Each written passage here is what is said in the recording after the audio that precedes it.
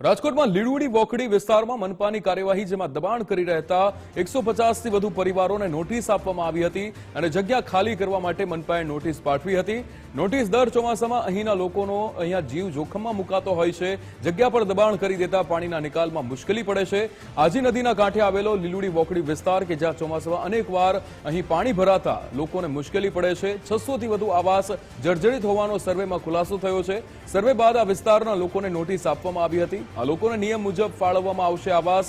હાલ આ તમામને રહેવા માટે મનપાએ વ્યવસ્થા પણ કરી છે।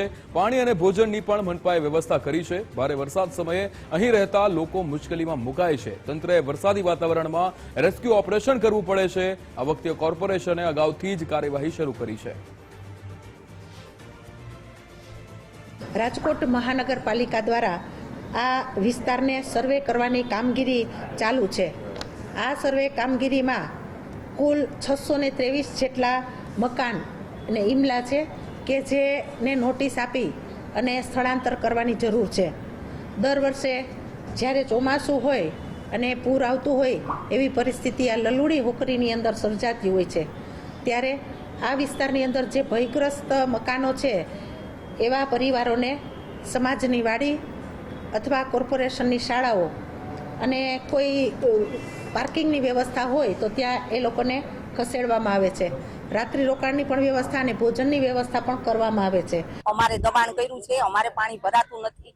અમે આ 40-45 વર્ષો ત્યાં રહી છીએ પણ પાણી ભરાતું નથી। હવે અમને નોટિસો દઈને વયા ગયા તો અમે પૂછ્યું કે અમને કેમ નોટિસો આપી, તો એ લોકો એમ કે અમારે નોકરીનો સવાલ એમ કરીને વયા ગયા છે। બીજું કાંઈ અમને કાંઈ જવાબ દેતા નથી અને પૂછી તો કાંઈ અમને જવાબ આપતા નથી। તો અમારે શું કરવું?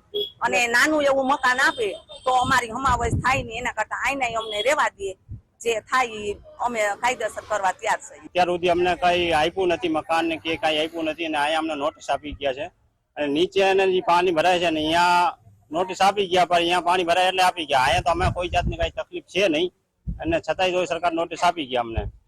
હવે મારી માંગ છે કે સાહેબ મારે જવું ક્યાં, જવું રહેવા ક્યાં જવું? અમને કઈ અત્યાર સુધી અમારી સાથે આ છીનીઓ છે તો અમને કઈ મકાન ફકાનની વ્યવસ્થા તો કરી નથી ને કરે તો એ ક્વાર્ટર આપે, નાના ક્વાર્ટર એમાં અમારી હમાવસ થાય નહીં। અમે મજબૂર માણસ છીએ, રેકડીનો ધંધો કરતા હોય એમાં મારી કઈ ક્વાર્ટર માં હમાવસ થાય નહીં। અમારી અપીલ જ છે સરકારને કે મારું મકાન પાડે નહીં અને પાડે તો કે જંત્રી પ્રમાણે કે જંત્રી પ્રમાણે જે પૈસા ભરવાના થાય તમે ભરવા તૈયાર છીએ। ચોમાસું હવે આવાને ગણતરીના દિવસો જ બાકી રહ્યા છે ને રાજકોટ મહાનગરપાલિકા માત્ર નોટિસોના નાટકો કરી રહ્યું છે। જે રીતના જર્જરિત મકાન છે અને જે પાણી ભરાય છે વિસ્તારના લગભગ 3000થી વધુ લોકોને નોટિસ ઇસ્યુ કરી છે।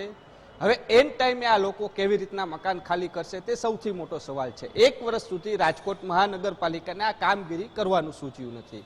બીજી બાજુ જે આજી નદી છે કે જે આખી બુરાઈ ગઈ છે તેને સાફ સફાઈ કરવામાં નથી આવીને તેના જ કારણે રાજકોટ છે તે ચારે બાજુ પાણી થઈ જાય છે। રાજકોટ મહાનગરપાલિકા પ્રી મોન્સૂનના દાવાઓ તો કરતું હોય છે, પરંતુ આ વખતે જોવાનું એ છે કે રાજકોટ મહાનગરપાલિકા છટકવાના નામે આ નોટિસો ઇસ્યુ કરી રહી છે, પણ નક્કર કાર્યવાહી ક્યારે તે સૌથી મોટો સવાલ ઉત્પન્ન થઈ રહ્યો છે। કેમેરા પર્સન કિશોર વાડોલિયા સાથે રહીમ લાખાણી, ગુજરાત ફર્સ્ટ, રાજકોટ।